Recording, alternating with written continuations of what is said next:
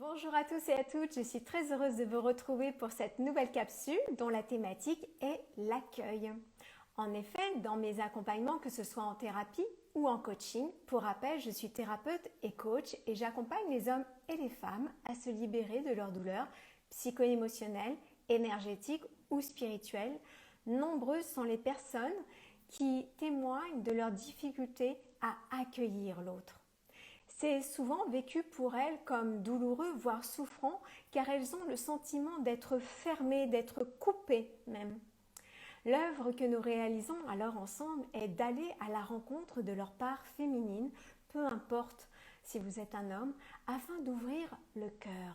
Et aujourd'hui, j'aimerais vous apporter un éclairage sur l'accueil. C'est quoi l'accueil? Il s'agit de nous ouvrir dans notre capacité réceptive, qui est de l'ordre du féminin, peu importe notre genre. C'est en lien avec notre réceptivité, puisqu'il s'agit finalement de nous laisser pénétrer, contaminer, changer par l'autre, devenir un contenant, un réceptacle, une matrice, une coupe.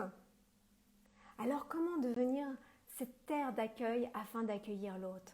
Cet autre qui pourrait ébranler notre demeure intérieure et nos entre-soi confortables où nous serions tous d'accord avec les mêmes valeurs, les mêmes croyances, les mêmes regards sur le monde. C'est accepter d'être altéré par l'autre. Altéré signifiant abîmé, dérangé, perturbé par l'autre. C'est partager et mettre en disponibilité auprès de tous nos visions, nos croyances et nos réponses qui sont différentes alors que nos questionnements restent les mêmes. C'est comme si à l'intérieur de nous, il y avait quelque chose qui avait besoin de céder, C-E, accent aigu, D-E-R, de s'ouvrir. Et on peut aussi entendre cette fois-ci céder S''A''I''D''E''R et en cela devenir le berceau d'un monde réellement humain et solidaire, c'est-à-dire indifférencié dans notre fraternité, dans le sens où je ne fais pas de choix, je ne fais pas de sélection, je n'opère pas un tri sélectif de ce qui rentre dans mon champ. Je ne fais pas de résistance. Alors, pour conclure, je vous invite à méditer sur cette phrase comme la promesse d'une rencontre amoureuse.